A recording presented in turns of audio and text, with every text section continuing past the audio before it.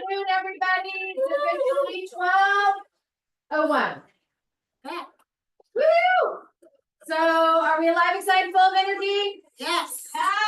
Are we paying attention? Yes. I only need you for a brief period of time. All right. I get you like an hour, hour and a half, twice a month. That's it.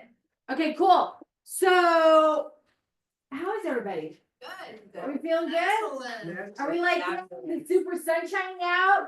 Yes. Do you ever like sometimes go, what month am I in? When the weather's like this? It's like, okay, that balloon's like really bugging me. Hold on. It's like, it's blocking. It's gonna give Roger a heart attack when it. Yeah. So funny. All right, super excited. So welcome to February 25th.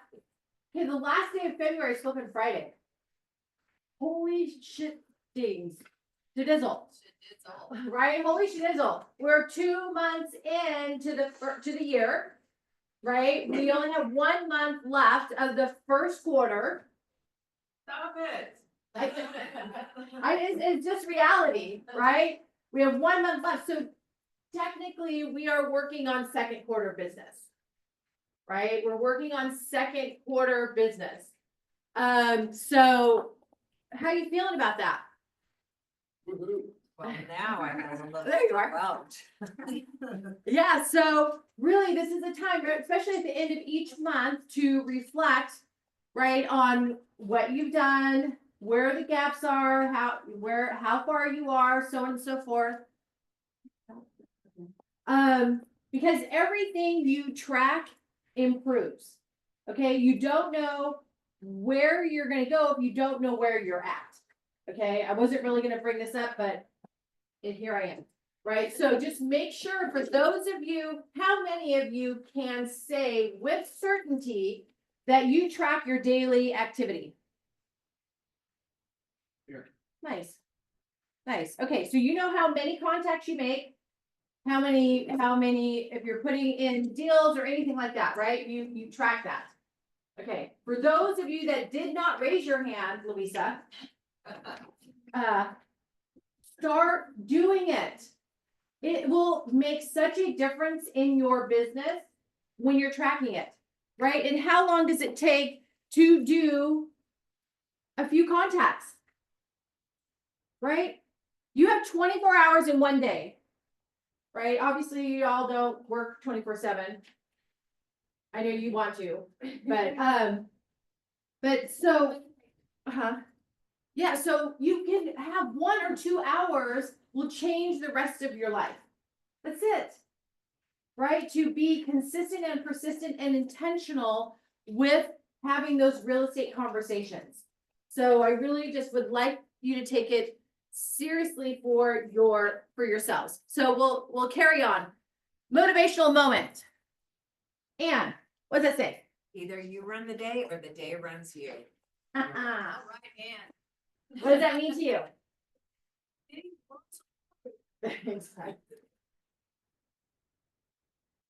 Oh, what does it mean to me? Yeah. Well, I need to get control of my life. Okay, we can go that deep. Yeah. On that? Like literally on my real estate. Yeah, that's what it means. The day is running me right now. Yeah. And it happens. The way I see it, it's actually a time blocking. Yeah, I mean, we get to design our day, right? We either live a life by design or a life by chaos. Right? And it's true. And sometimes we all have, me included, have this misconception that, oh my God, if I time block here, or whatever, then I won't have so much time. But when you know precisely what you are doing, especially in the morning, right? Do you agree with me, Linda? Especially in the morning, right? That, I totally lost my train of thought now, right? But having your time blocking will actually give you more time. And this morning on Morning Mindset, we were talking about, I was going to pull it up. Damn it. Visualizing your day when the day starts. right? So we have our affirmations, what does your morning schedule look like? So then you get to run your day versus having the day run you. Okay, I brought this up this morning for those of you, sorry, I'm gonna repeat it, that were on this morning. But has anyone, I know I brought this up at a team meeting a few months ago about the Blue Angels. Has anybody seen that show, does anybody know the Blue Angels? The flying crew? Yeah. Yeah. So the flight crew is selected, right, for the Blue Angels. They're from all over, right? They have those fighter like planes that they do, but they're the best of the best in the world. And they are with such extreme accuracy. They're flying hundreds of miles per hour and inches apart. I mean, it's just a beautiful thing. But before they go out and do it, and every day they're around the table, they visualize together what their maneuvers are going to be. Right? So they close their eyes, they're visualizing them. The lead guy, he's doing his thing, they're going, do with such accuracy in their minds before they go out and actually do it. Right? So what if we started visualizing our days of how we want it to look like? Yes, I get there's exceptions and someone cuts you off on the freeway or some stuff, whatever the case may be, or a client says cancels their appointment. Are you going to be attached to the outcome, or are you just going to continue moving forward? Right? So what do you really want your day to look like? Because you have the power within you to visualize how you want your day. Does that make sense? So I thought it'd be kind of cool to, if maybe we added that to our repertoire of our morning schedule or routine. Does everyone have a routine that they follow each and every morning of what you do when you get up? Linda? You get on your treadmill? Well, yeah, I have ordered that first, I make the coffee, you want the whole thing. Set the dogs out and make coffee. Look clothes, I watch food, go check the computer, get on the treadmill, yeah, so I do have a routine, all your stuff. Yeah, it was, yeah, because it's really important. I was listening, because as you know, there were a group of us that we were at family reunion. We're gonna go over all that stuff with you. Family reunion last week, and then when I got back, I had another conference to go to, right? And this one gal came up and was talking kind of about her morning routine. And she's like, I do me before I do anything else, right? Like that's even checking emails, all that kind of stuff. Because sometimes we get in the habit, we wake up, maybe we do some affirmations, maybe we do a couple push-ups, whatever your thing is, right? But before we're really starting the day, we're looking at our emails, we're looking at all the shadizzle, right? Which can change your mood. Have you ever got an email first thing in the morning before you got yourself ready and all of a sudden you're pissed off? Right? Because you're just like that happened to me yesterday. Changed the whole trajectory of my day. I'm like, what the fuck did I just do? Excuse my language. Right? But and it's funny because Chris and I have this conversation. He's like, hey, Steph, what's your morning routine? Da, da, da. And I'm like, yeah, I'm checking the emails. I do. Because no, pull that out. Right? But sometimes we get so like, oh my God, I know everything, but what's going on, blah, blah, blah. But you're not done with you yet. Working on you. The morning, so this gal is like, she gets up at 5:45. She does all her stuff, right? Her first appointment isn't until 10. That's her very first client appointment is at 10. But the cool thing is, because she goes and works out, she does all this stuff, she's ready to go. Her mindset is so set on, now she doesn't have to worry about her, right? Because she's all good. Now, all she has to do is focus on her day. Right? Because sometimes, don't mistake, what is that thing? Don't mistake movement for, yep, thank you. Right? And a lot of times we have movement, but we're not going anywhere. Right? So sometimes it was just like, okay, remember, we have to take care of me before I can take care of anybody else. So whatever that looks like, there's no comparison. If someone does XYZ, it doesn't mean that you have to do XYZ. It just means you do you. Right? You do you. And everyone has a different you. We're all different, and different things stimulate us in different ways and get us going, like listen to me, whatever it is. Right? So that's run your day or it runs you. I mean, there's every book, The Miracle Morning. Oh, If yep. anyone hasn't read it, want to listen to the article, great. They actually got one even for real estate agents, the Miracle Morning for real estate. Oh, that's awesome. Yeah. Yeah, no, it's important, you know, we have one shot at this, so we might as well enjoy it while we're on the ride, right? Okay, so Chris, I just got off the phone with him before we started. He had to take his wife to the doctor. Anyway, everything's all good, but there was a situation, so he's tending to that. But one thing that he wanted me to bring up to you, and I'm sure none of you do this here, right? But what they're seeing repeatedly still is agent in the BRBC, agents are still leaving their commission percentage blank. Right? Don't do that. Right? So make sure that you fill that out and make sure that the percentage is correct. If you put 2% on the BRBC and then you're asking in the whatchamacallit, in the RPA for 2.5, you're not gonna get 2.5. You're gonna get 2. Right? So remember that. So just pay attention. If you have any questions, you know, send me a copy to say, hey, is this correct? Did I do it right? You know, because sometimes we forget to fill it out. And also, I do want to bring up something. I had a conversation with one of our agents yesterday. On the listing agreement, you know, that part where it says check here if you're going to get a certain percentage for unrepresented buyers. Yeah. I would fill that out because I'm hearing more and more that some people are wanting to be unrepresented. Right? So, yes. I just had that happen, and the thing about that is, and I had mine filled out, and I was prepared to make that deal. And with the unrepresented buyer, it's too complicated. You can't talk to them, so really, just double end it at whatever agreement you can come up with, because, you know, for me, I felt like I don't wanna, I have to be able to speak to the buyer. And you cannot really offer any advice or anything, even like recommend a home inspector, or, you know. Yeah, you're limited, yeah. So you Because really, you're inadvertently creating agents. Yeah. right, so you're better off just, in my opinion, just doing the dual agency and working up the fee up front. It's just, I started going down the road and I talked to Chris, and it was like, that, I can't do that. Yeah. Yeah, so we have, okay, I don't know where to get into that. but Yeah. That was my experience. because, yes, so that's the case, like, I had a conversation with, another agent, because I know that you were dealing with it last week. And then she was like, can I send him my form? I mean, I know Chris has gone over this, but yes, you can send him a blank one along with the non-represented, disclosure, or whatever the case is.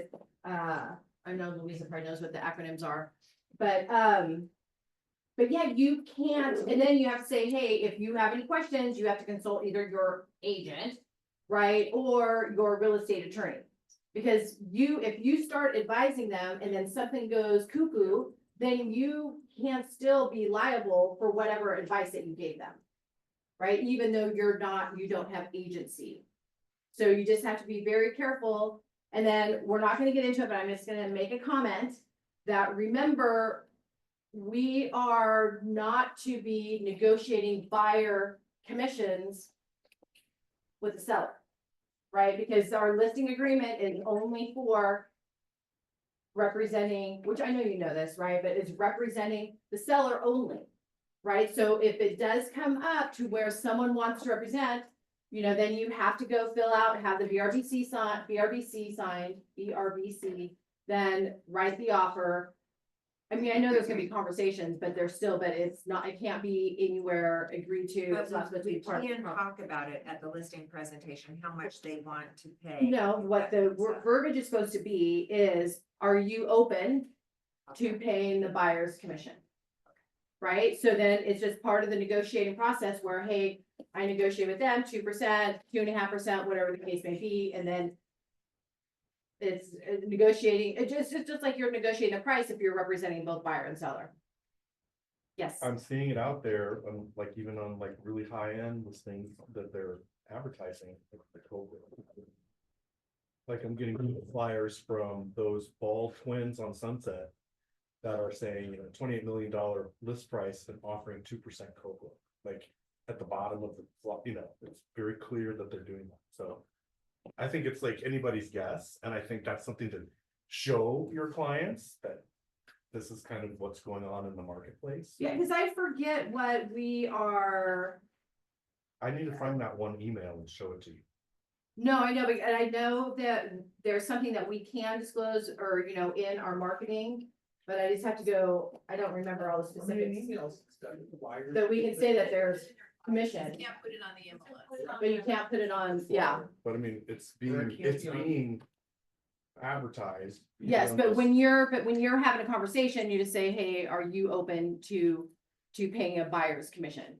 Right, but we can't have it anywhere in writing, but if they tell you, hey, this is what we're gonna do, Going back to the underrepresented buyer. yes. So I, as a listing agent, would give the potential buyer 20 or 25, 30 forms that needed. And if I miss one of them for some reason, I see another danger to that. So well, that I think we would talk offline on, because I would wanna know what all you're sending, and I don't know if I would, cause you're as a seller, right, you're gonna be sending them, if you're into an agreement. Right, you're gonna be sending them disclosure, so on and so forth, but if you're just sending them the RPA, there's no agency. Right, there's none of that stuff, because they're not represented. So none of the other forms need to be. No, sent.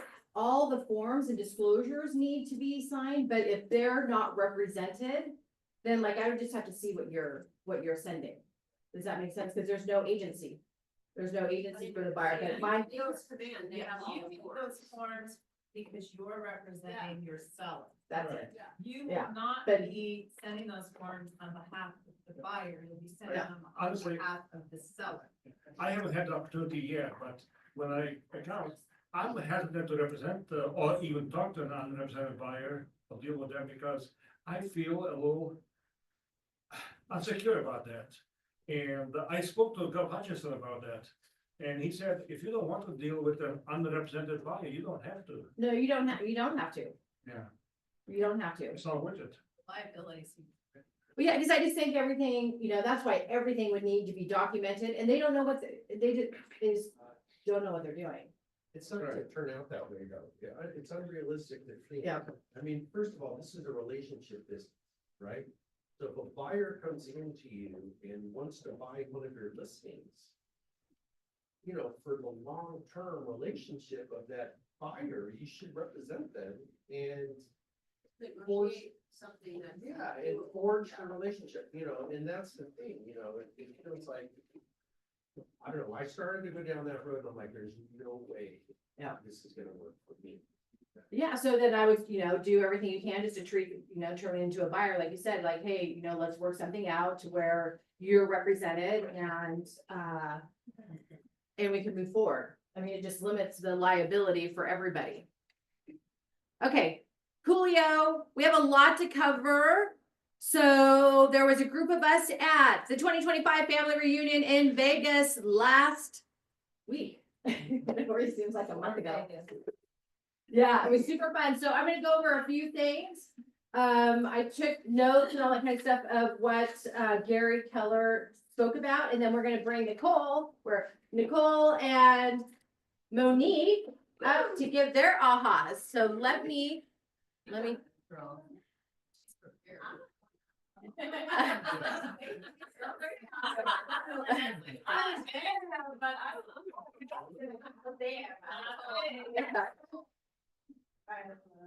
Okay, let's see. Oh, where did it go? Oh, I knew that was gonna do that. God dang it. It timed out. Okay.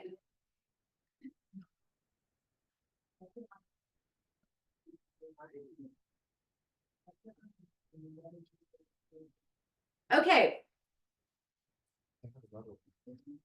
All right. I have no idea. Right. Does anybody have a white Tesla ends in 611? The license plate? It's gonna be towed. I have no idea. I don't think she's here. It's parked in the wrong spot. I think she knows better. Okay, cool. Okay, so the numbers that drive US real estate. God.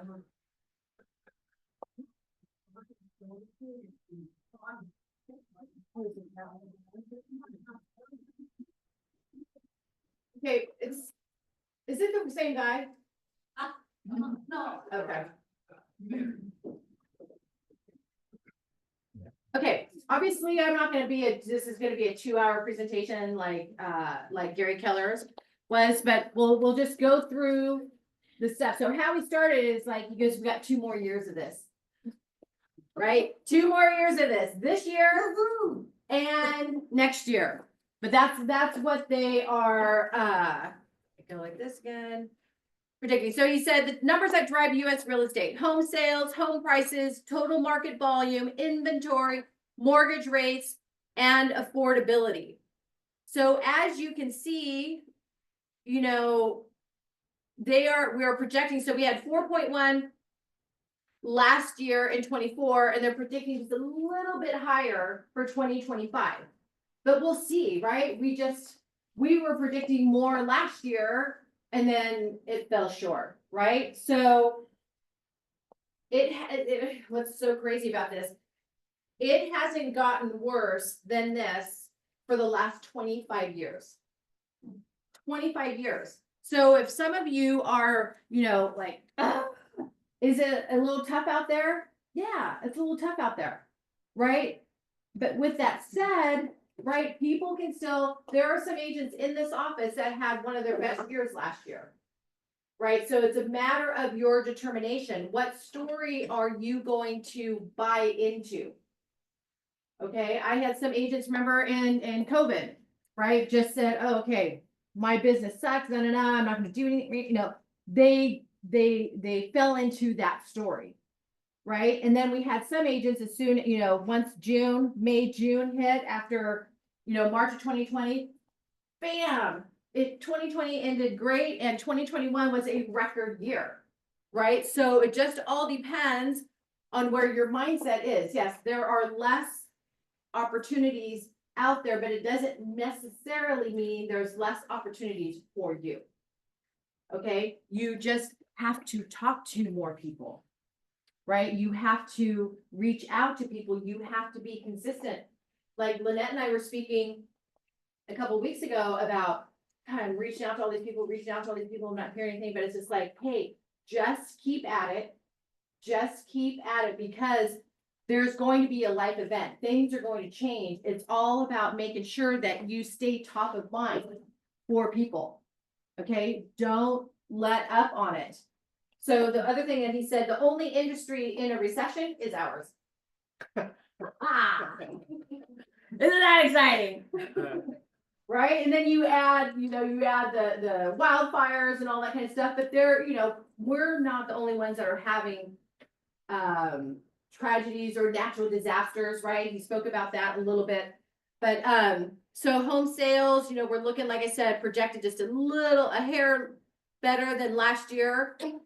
Home sales monthly, it dipped down. Let's see, 2023 is the purple, 2024 is the green. That's green, bluish green, whatever it is. Okay, so just a little bit more. Home prices, right? We're still swinging up. We're 9% above the trend line. And what was interesting is I had a conversation with a friend of mine yesterday he's debating on selling a house. He's been debating, well, he's actually going through a divorce. He wants to keep the house and he doesn't want it to appraise very high, but he's been talking about this for like a year and a half. And I'm like, dude, the prices aren't going down. Okay, you missed you should have got the appraisal a year and a half ago when you started talking about it. Right, because it's still going up and they're projecting that the prices are still going to go up. So you make a decision and then you just live with it, because the longer you wait, it's gonna be better for her, but worse for you. I don't care. I mean, I'm not attached to it, so whatever it is that you want. So, home prices annually are continuing to go up. Home prices annual appreciation. Right, I don't have any notes on this one, but he says, the replacement costs, right, cost is going up. So all the pieces that go into a house is more expensive. Like he was talking about natural disasters, right? What it says, moving into an economically risky time, it goes 1.47 trillion of assets being wiped out due to natural disasters. You know, because California is not the only one that has them. Right, so it's the cost to replace. And then the insurance not covering. Right, and when he talked about insurance, he said, make sure you have an insurance person in your back pocket. Right, someone that you have a relationship with, because insurance is such a big deal now. Right, and really make sure that your clients, right, when you're having conversations with them, even if you're not taking a listing, you're just checking up on them, just say, hey, have you checked your policy lately? Your homeowner's insurance policy, just so you understand what's covered, what your replacement cost, your home is appreciated, you know, this amount since you last bought it. And, you know, your replacement cost will be down here when now it's, you know, let's say you bought it for $1 million, now it's worth 1.5 or 2 million, or whatever the case is, right? Remember, you're an advisor for them. You're there to help them understand this. So insurance, bless you, is becoming a big deal. Let's see, total market volume, right? We had agent count, 1.5 million agent count. And then our volume was what, 2.19 or 2.19 in trillions. Right, it went up our volume just a little bit in 2025 to 2.33 trillion. And he was talking about, hold on, we had, even though we have less, right, sales significantly, it was our third best year in volume in history. I know, isn't that funny? Okay. I was listening to someone laugh right there. So, and now if we look at our inventory, right? See, inventory is you remember these days, right? 2.3 months worth of inventory. There was hardly anything out there. It keeps creeping up a little bit. We still don't have a lot, but it's still creeping up, which also means that we are, oh my gosh, what was I gonna say? With it going up, it has longer days on market as well. Is anybody seeing that we have longer days on market? Yes. Is that the whole country? Yeah, this is nation. This is the United States. Mortgage rates, they're fun, right? I mean, even though they're lower than the average, right? We've had much worse, and of course, we've had much better. But 75%, right, of the homeowners have less than a 5% interest rate. So a lot of times people don't want to make any moves. But right now they're predicting that we're gonna land probably about 6.5% for 2025. I mean, it's crazy. I was looking at my home bot, you know, that I send out to everybody. Oh, yeah. It's their interest rate on their house. 80% of my clients are under 3. The same. Wow.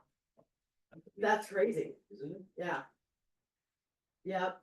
Like 2.8, wow. I mean, it's like, they'll Never. I mean, that's why the gentleman I was talking to yesterday, he wants to just buy her out on his, because his interest rate is 2.8. He's like, can't. Yeah. He goes, I can't, what am I gonna go do? It's just not doing it. But what's interesting is Gary Keller also mentioned that he doesn't feel affordability is a factor. Right? Yeah, he said he isn't worried about the affordability percentage. So mortgage rates monthly, you know, January they went up to 7%. What did anybody, oh, there you are. What are they at today? 6.87 was the last number I got, is the national average, so, Yeah. you know, they're not doing a lot. They're just pretty much right in that range. Yep. Yep, it's crazy. We got up to 7.62 in October. Yeah, see here, 2.68, December of 20. Those are the good old The days. history that Gary had up there, it's like never been like that before. I mean, we're still at a significantly lower rate than we were for all those years before. Oh, for sure, but this Except is for the where, anomaly. So it's hard for people to adjust, but this really Yeah. is, I hate to say it, but a good interest rate area. oh, it's still good. So. Yeah, I had a 9% people, on you my know, first try home. to have the conversation, if you qualify, do it. If it goes down, you refinance later. Yep, And also I saw another thing that said like, if you bought a home in 1993 when interest rates were like out of 8-something%, if you didn't buy a home, you wanted to wait, it was like 20 years. Yeah. And home prices quadrupled yeah, in that amount of time. If you got people sitting on the fence and they qualify, take them off the fence. Get worse. And this can come off the fence. Inventory is so low, the prices still continue to creep up. yeah, You know, coming down. yeah. And one of the things Jason Abrams said, it says, don't wait to buy real estate and give it time. That was his big quote from this. Yeah, so 74%. So 74% of mortgages have rates of 5% or less. Right? 22%, 3% or less. 3 to 4%, 34%, 4 to 5%, 18, 10% of them have 5 to 6, and 16%, 6% or above. So the moral of this story is those smart people refinanced their loans when those interest rates went down. Not all of them bought new homes at that time. Oh, the A lot of refi them market just was, refinanced yeah. and made it more affordable, Yep, or took money out for projects, you know, so on and so forth. yep. So this is a slide for affordability. And then also, just to let you know, I mean, I took pictures of everything too, but I got this out of Command. Right, or actually Connect. So if you want to look at the slides or have the slides for you, or, you know, for your clients or anything like that, they're in Command. But he said, Gary Keller said he's not worried about the affordability. Okay, we don't. Why did you say that? Did you say? No, we didn't give a reason. It's like, dude, I mean, Because but there's no inventory. yeah. Okay, go to the US. Yeah, it's still home buyers, the national average, and it's a little different here. Yeah. It's a lot Oh. different here. He's looking at the national average. So the other thing he said, and what I thought was super interesting, is 38 years old is the average age of the first time home buyers. Right? It's really sad. Yeah, 38 years old. To be able to go in and buy your first time. So the US economy, gross domestic product, unemployment, we're just gonna kind of go through this because I know we have a lot more information. But GDP ended at 2.8. He says 2.5 to 3 is healthy GDP. People are buying things. They're spending at a normal, healthy level. Unemployment, he said, is on the rise. I'm not gonna get into the political shit. Shadizzle, sorry. He goes, inflation is right where you want it to be. And then he talked about moving into the economically risky time of I already said this, but I'll say it again, 1.47 trillion of assets being wiped out due to natural disasters, the cost to replace insurance covering. He said there's 200 conflicts going on around the world right now. 200 conflicts. Obviously, we know Gaza, Ukraine, etc. I'm not going to go into the tariff conversation, Let's see, so unemployment, like obviously at the beginning of 2020, we were at 8.1%, we're down to 4%. Personal savings has gone way down, right? People were getting different loans and all that kind of stuff during the pandemic era. They were like flush, woohoo, had all this money. And then now, one of the things that he said is in corporate profits since 2010, corporate profits are up 180%. Greedy little bastard. Right? But income's up only 6%. Right? I see a little discrepancy there. Paul and Eddie, let's chat. But one of the other things, 6 out of 10 agents don't sell a damn thing. What do you think about those stats? Not surprising. 6% of agents don't sell anything. Here's our inflation, economic risks that we talked about, unpredictable policy, natural disasters, international conflict. He was talking about, he explained tariffs and all that kind of stuff, tariffs, policy, trade policy. I said you can look into all of this. Wages, right? Here's that wages versus corporate tax rate. Okay. So then sites per agent, volume per agent, listings with price drop. So are you seeing more canceled than expired? Do any of you call canceled or expired? Just a couple of you, that's it? Seriously? Okay. More for me? I know, exactly. Right? Those are people that already made the decision to sell. Right? And I know calling expired or calling it canceled, they can be very agitated.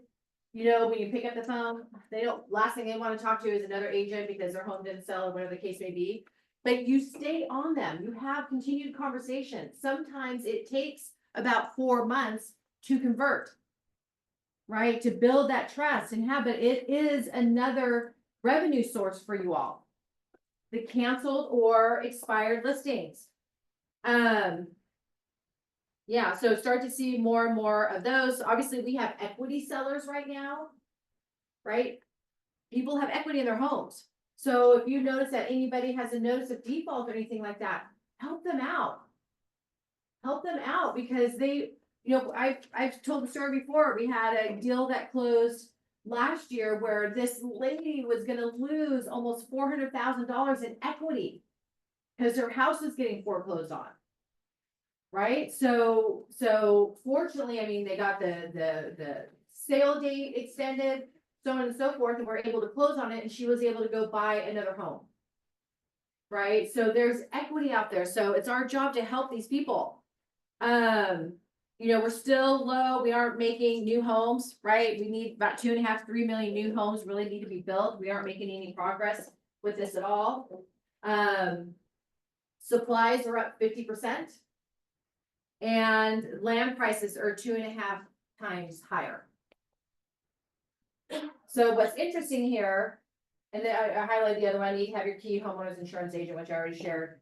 But the baby boomers control 50% of the assets in the United States. 50%. And what's interesting is I was at 2 different conferences last week, right? And both of them brought this up. One is in the financial space and the other one is obviously real estate. And 11,500 people turn 65 every day. Every day. Do you think there's a market out there to focus on the baby boomers? Huh? Yeah. Okay. Only Lynette.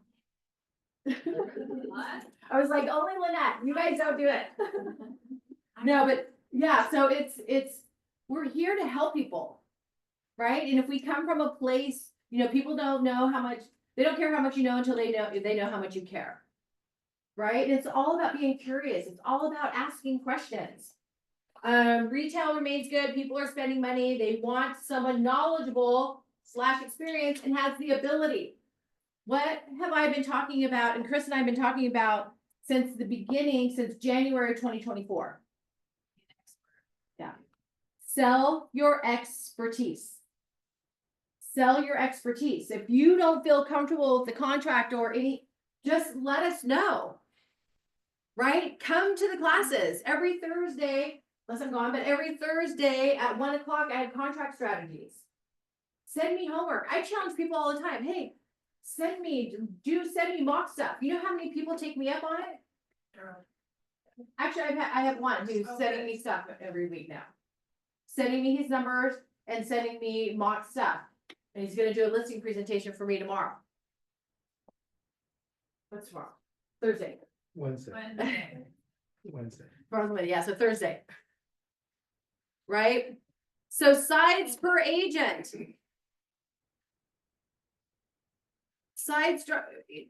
We don't have very many sides per agent. They're projecting maybe 5.8, close to 6. Right? So you guys can look, go look through all of this. Look at December. Look how the new listings went down significantly. We felt that, didn't we? Right? And then January, it went back up, but it wasn't so much here in our area. Distressed sales, basically non-existent. And underwater homes, basically non-existent. Right? So people have equity. People are going to make moves when it comes to a life event.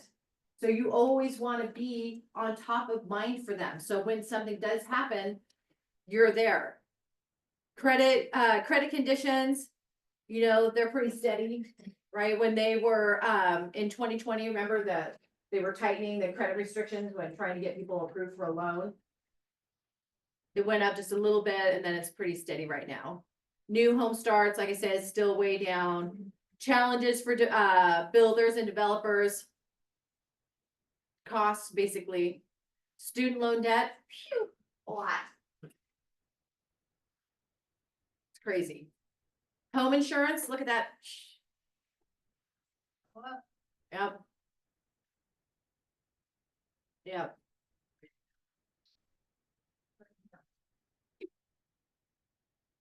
Okay, so that's all I'm going to go over on this. Let me see if there was anything.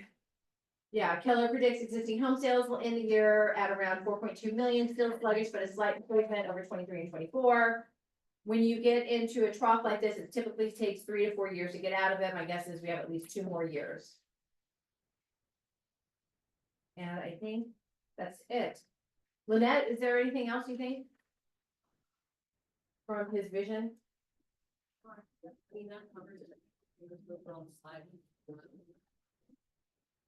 Okay, cool. Okay, so there you have it. Remember, you can go on. Let me stop this share. Oops.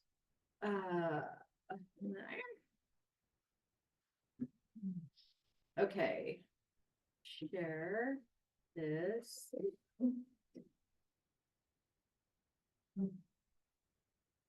Okay, Coolio. So, ahas. With Nicole and Monique. Yeah, baby. I love it. Gorgeous ladies, come on. Come on down. I'm so excited that you all are sharing. I know, right? Oh my God. Okay. You can start, you start. Yeah, I know. You can start, okay. Well, hello, everyone. My name is Nicole.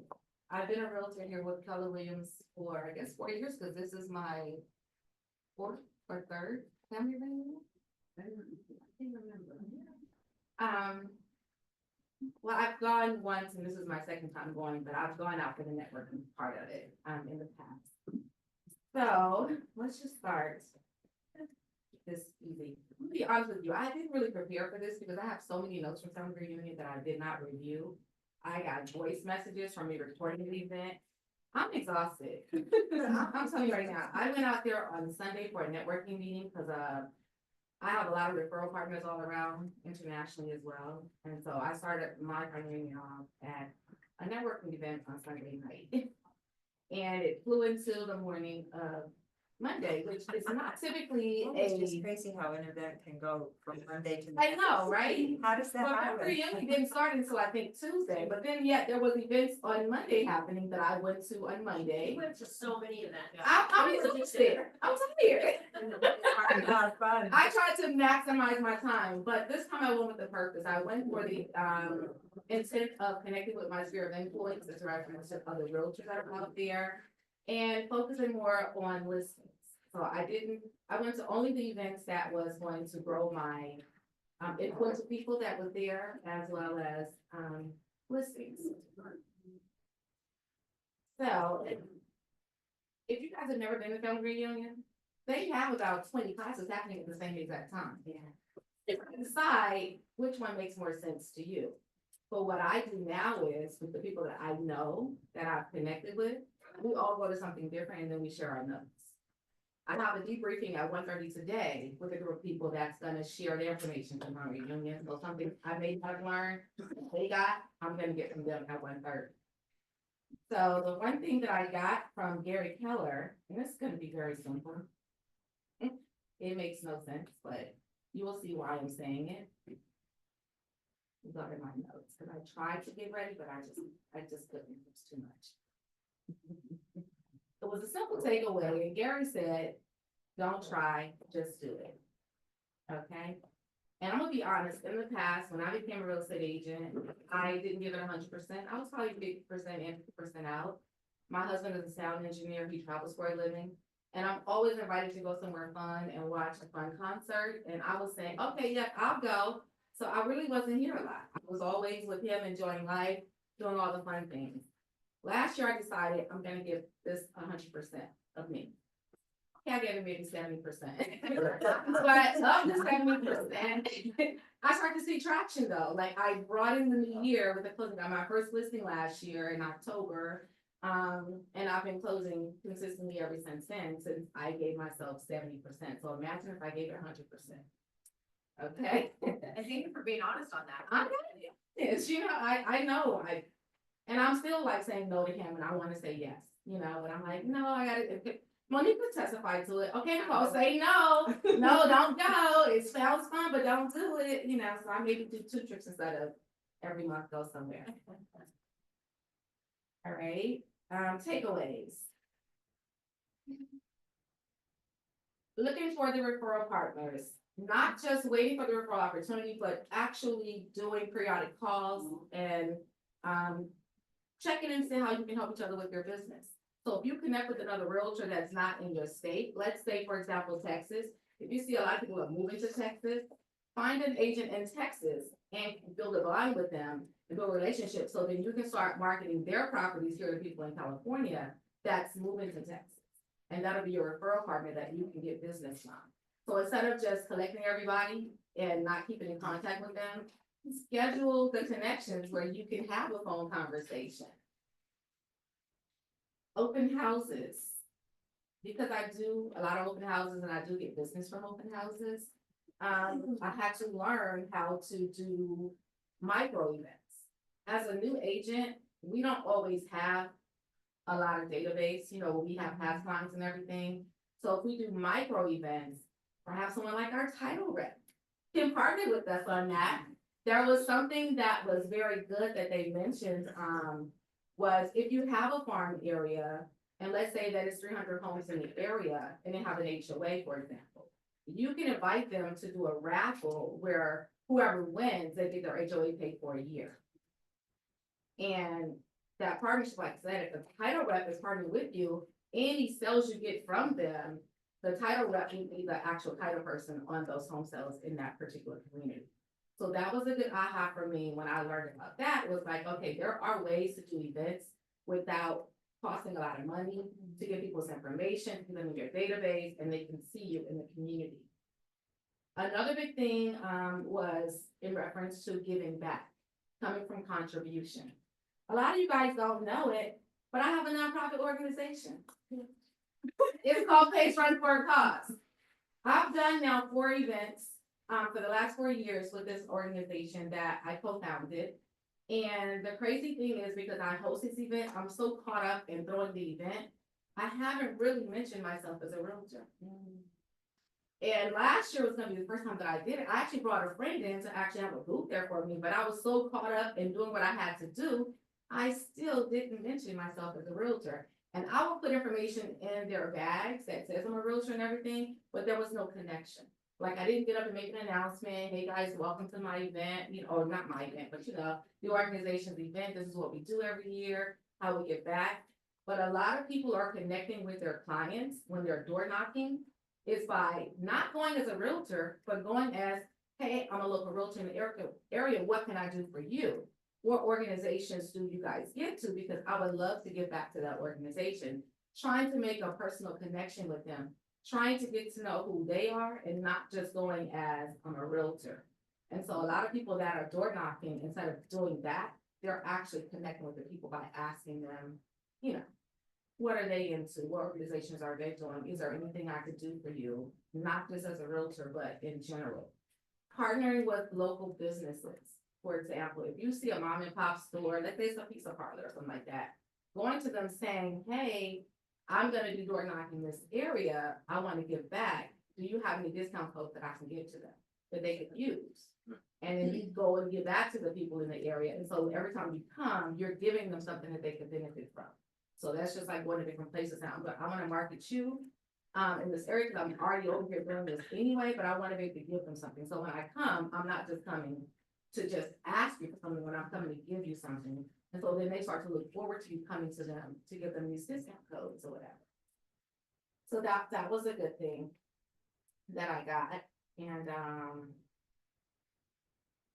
in reference to the micro events, they said simple things such as hosting a dinner. And you just set the budget for it. And it's like you put a cap on it because it is a micro event. So the first 10 people that join up gets free whatever you're gonna offer them or whatever. And so you get people to like call you to sign up for these events or whatever. And to give them something that's meaningful, something that's a delight.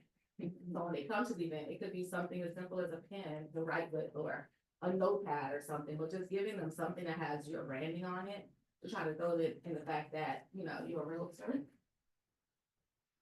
And we have to follow up once a quarter with our past clients. So anybody that we've had transactions with, we have to touch them in some kind of way.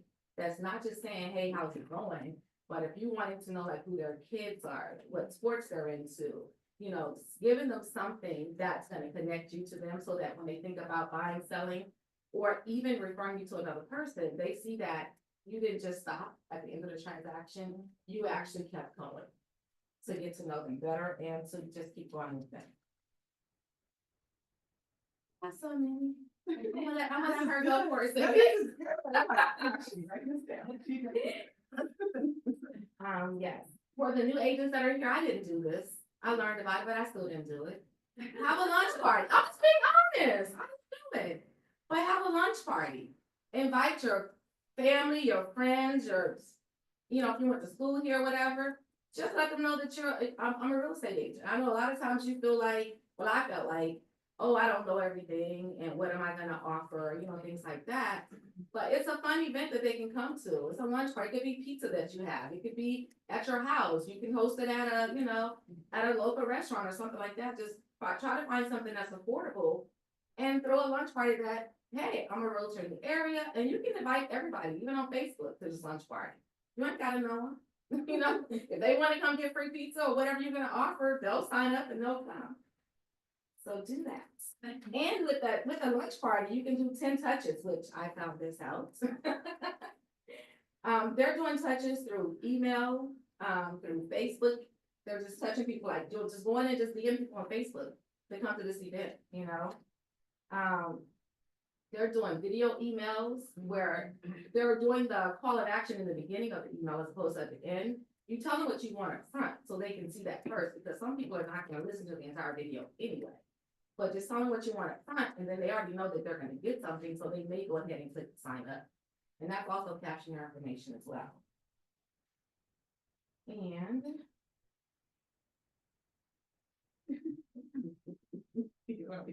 Just add value to your community, like I said. Too many. That was good. It's funny because I was gonna speak on farming too. And that's one of the ones that I wanted to focus on too. So my name is Monique. I've been here almost 3 years. It'll be 3 years in April. So yeah, it was my first family reunion. It was a great time. I didn't have any expectation. I did not let Nicole ruin it for me by telling me what to expect, or I just literally got there. She said, "You're gonna have a great time." I got here and I looked in the room and I looked at the schedule and I was really overwhelmed with everything. Because like she said, it's 20, 30 classes, you know, in a day. And they all was like, "Oh, look at this. I want to grow a business here. Oh, I want to do this with farm. Oh, I want to learn how to get 500K in 30 days." Like it all like sounds so good. But what I found is that these mini sessions, they last 15 minutes. So you can sneak in and sneak out and go into another session. And so that worked. And I like Nicole, I was starting off with taking notes and it was like, "Oh, this is so good." I started videoing and I started doing voice memos because it was all good information. But something that I know in my business that, again, working with Title II, is that farming, I was dipping and dabbing. I was all over the place. Every community that I sold in, I was like, "Oh, that's my farm," you know, because I said out for sale, so, just listed, or I just sold out, just sold. But that's not what you do with farming. You have to be consistent. So what I learned is it's the long game. So it's the long game, and I think we have talked about this too. I just want to share a few tips, like Nicole, I'll try to go quick. So when we talk about the long game, at least a year. Not, "Oh, I did it for 30 days, I door knocked, I mailed postcards, I cold called them." The long game, not 3 months, not 6 months, but you'll see results after a year. And it's something I take dear. Lead with the servant's heart. Show them you care. Go there and lead with that. The key of farming is to stay top of mind. How can you stay top of mind? How many people farm? To stay top of mind, you're becoming their friend, not just their neighbor or, you know, someone who's your local expert, but you're building, again, I think Stephanie mentioned earlier about relationships. So you have to choose your farm wisely, which I told you I didn't. I was all over the place. So now my commitment or my aha is to focus on my area. My kids go to school. My daughter's in Girl Scouts. My son is in football. He's in track and field. She's a cheerleader. Like, Monique, you're being a secret agent. You have a farm. You have all these relationships already. So why don't you tell them about you? Stop hiding in plain sight. You know, and so that's another one. I'm gonna say focus. So be adjacent, so you grow in that community. Show up, engage, give value, not just door knock, and I just have information. And then look for farms with high turnovers. Commit and make it happen. Nicole is so good about door knocking and farming, and so I definitely inspired to be that way, but not all over the place. Something I can commit to. And branding. Get a logo, be recognizable. Send your emails, your websites. I am a KW Smart Plan agent. I will drip on you in a heartbeat, you know, but they don't know my face. They don't know my tone. They don't know I mean well. They don't know I want to help. And so I want to definitely come from a place of service. And I don't want to be salesy, you know, I want to build a relationship. So that's a big aha. So if you get anything from that, build relationships. Use your social media, engage, be the go-to person, build like social media private groups. I'm a part of in Burbank, a Magnolia Park Mamas. I'm a part of a Burbank Mommies. Do they know I'm an agent? But I can create my own group. I can build it around restaurants, small businesses. I don't know, anything I can think of. But you can do that. You can make your own group, not just sit there. And most times I'm silent. I'm not even interactive. So, I mean, this was really good. So a farm is not just saying, okay, I'll just take 500 properties and I'll just door knock them. So what I got from it, and I hope you can get from it, is, you know, do events, engage, be present, show up, be that positive person. If the show up as a leader, be positive, be visible, give back. and most importantly, be authentic. So that's one of my ahas from that. I hope that helped. I wanted to say one more thing. You know how we do our vision for the year, we do our planning for the year. One of the biggest things that was, drilled down was that do a 12-week plan instead of a year plan. Work on 12 weeks and revisit that every 12 weeks to see how things are going for you. Things change as a new agent, you know? This may not be working for you and you're still going for the whole year, you can miss out on something where you could have caught it within that 12-week plan. And one of the implementations that I'm gonna do, and I've been saying this since last year when I got my designation in probate and trust, is to host an event every 3 months, to host an event.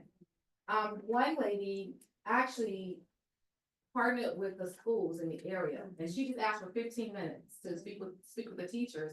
And she literally got 40 leads from those teachers. Just by going in 15 minutes, bringing them lunch or whatever, for that little small group of people or whatever, her name got out there to all the schools that she helped, and she just provided information on the programs that's offered to teachers. Another person, they focus on foreclosure. So some people don't know that they can actually save their house, they can sell it before foreclosure's on it. So just hosting a workshop on, you can save your house, I mean, you can sell your house before it forecloses, they get your equity out of it. They hosted events on that, and they started getting people calling them just by doing a TikTok video about foreclosure. So people started calling saying, oh, my house is in foreclosure, can you help me sell it? So it's different ways that you can actually provide value to people that they don't know that the services are there for them. Just find that and then provide the knowledge so that you can start getting business just by helping people. Yeah, that's a really good one. And then once you do all of the work that we talked about, showing your value as a negotiator, having everyone, like your buyers and your sellers, understand the market, not just to be the person out to have them buy or sell, but you definitely want to explain time on the market, you want to show your value, and you want to put your strategy before your commission. So that was another thing, a lot of the times you count the commission before actually the deal closes. Guilty. But you gotta focus on actually just showing your value, not only as a negotiator, but also show your value as an agent that is human and relatable. So that's the thing that I have. But I have more. I know it's a lot. It's a lot. Yeah, and even like with the micro events, they went as far as hiring a videographer and a photographer, and they were sending the clients, the people that came, pictures of themselves at the event, so they can remember, you know, being at the event or whatever. So it gave you a reason to touch them or to go knock on their door. Oh, I have some pictures I got from you guys at the event. It's like a way to just keep in touch with them. That's awesome. Yeah.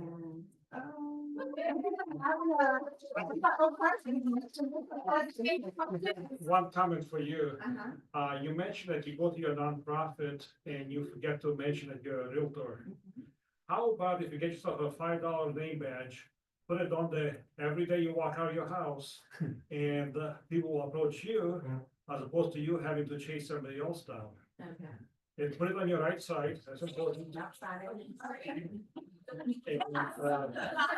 And just keep it on there all day, and you'll be surprised how many people will approach you who are actually interested in talking real estate. Okay. Now, like, you have a perfect, hosting that event, but you could decide that you're gonna give X portion of your commission on any business that you do with them back to that specific charity. Mhm. And they're there at that event because they like that specific charity. Correct. So make that offer, and then it helps the charity and it will help you as well. Just put it back. Oh, that's another good idea.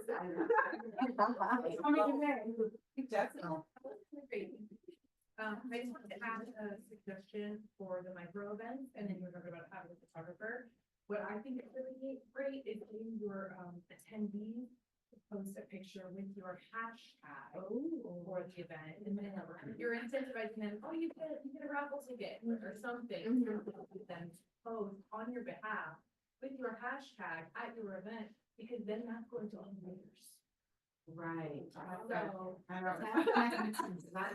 just a suggestion, I always share that with realtors when they have an event. Get your attendees to post A hashtag. about you or your event with a hashtag.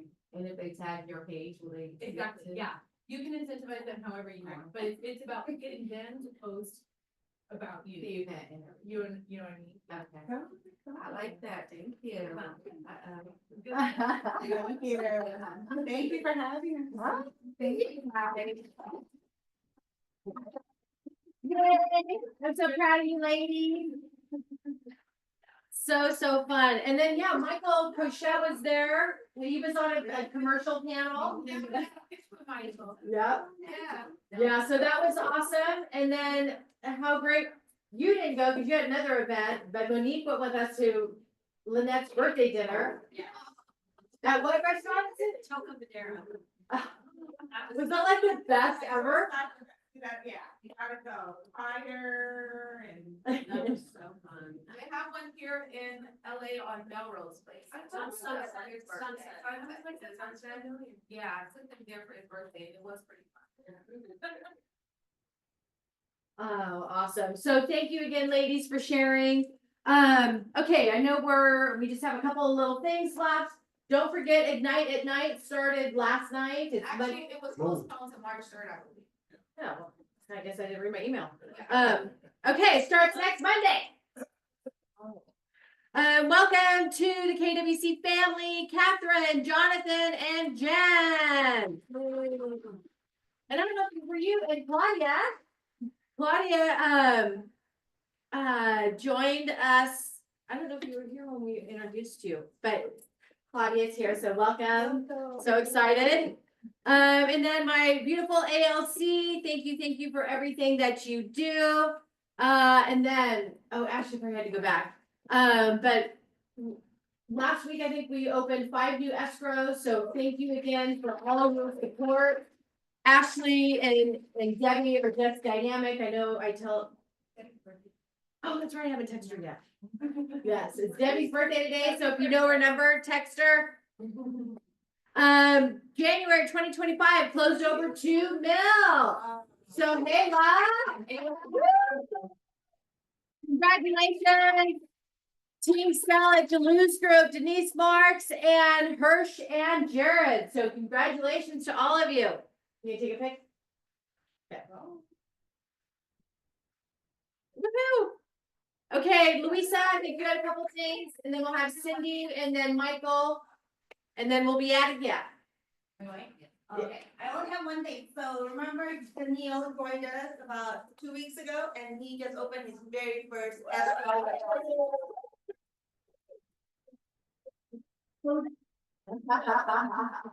That's awesome. Congrats, Danielle. Okay, Cindy, come on down. A couple of slides there. Yeah, I put them in there. Yes, okay, so just wanting to keep you all in the loop on rates, so here's what the average rate is, 6.89. Somebody asked me just recently, "Oh, the rates went down." Okay. If clients say that to you, the answer is, yeah, they did, let's do something, you know, but the truth is, they went that, they're at the lowest since December 18th. I don't get why that's news, but okay. So rates aren't really going anywhere, folks. There's not, you know, a lot of things happening or changing or anticipated to change, as we heard, you know, earlier. So I'm kind of changing my whole mindset around my conversations with clients. And I'm really trying to focus on being very encouraging and very optimistic and trying to get people to stop waiting. I mean, you're either trying to get qualified to buy, you're looking to buy, or you're not in the market. There is no waiting for anything. There is nothing to wait for. So I'll do anything to help you get your clients over the finish line, because I'm hungry. You know, I'm tired of, you know, crumbs. I want some real action in business, and I'll do whatever it takes to get your people over the line. One thing it starts with, and I'm gonna use my name in this, but you can fill in a different name if you so desire. But I think it's really important for you guys when you're making referrals to a lender, to make it a strong and confident referral. So it sounds so much more, encouraging to a client if you say something like, Cindy is the person on my team who I implicitly trust to get your loan done, especially if there's any kind of challenges involved, because she has a solution for everything.